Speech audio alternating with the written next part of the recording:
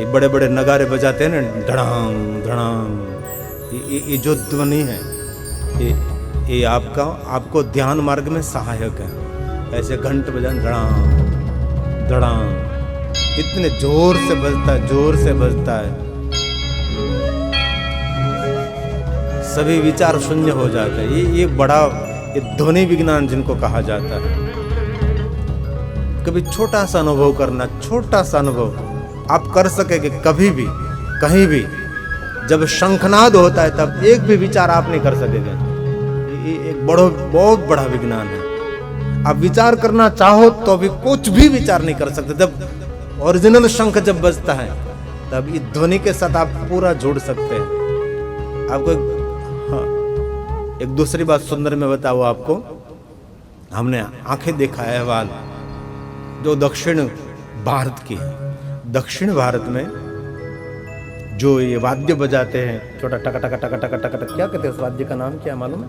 टका, बहुत तीखा बजता है, टका टका टका टका टका टका, इतना बजता है, इसका नाम तो याद नहीं, लेकिन ये दक्षिण में बजता है। शिवालय में, लग्न प्रसंगों में, सब जगह पर बजता है। संबल कड़ी कड़ी टक टक टक टक टक टक टक, इतना जोर से बजता है। और इसमें जब दुल्हन और दूल्हा एक मिलते हैं और दूल्हा दुल्हन को जब मंगलसूत्र पहनाता है और जब सिंदूर पुरता है तब आजू बाजू इतने लोग बजाते, कान में से तीव्रता निकल जाती है।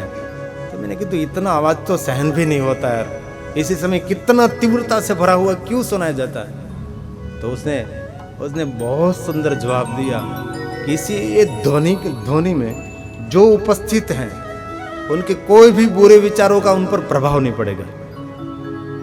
एक बहुत बड़ा विज्ञान। कोई भी बुरे विचार, जब सिंदूर पुरता है दूल्हा, जब दूल्हा मंगलसूत्र पहना रहा है कन्या को, कभी कोई भी व्यक्ति में जो दूषित विचार आया तो विचार जीवन में कभी भी सार्थक हो सकता है। इसलिए इतनी ध्वनि बजाते हैं लोग, सब विचार शून्य हो जाते हैं।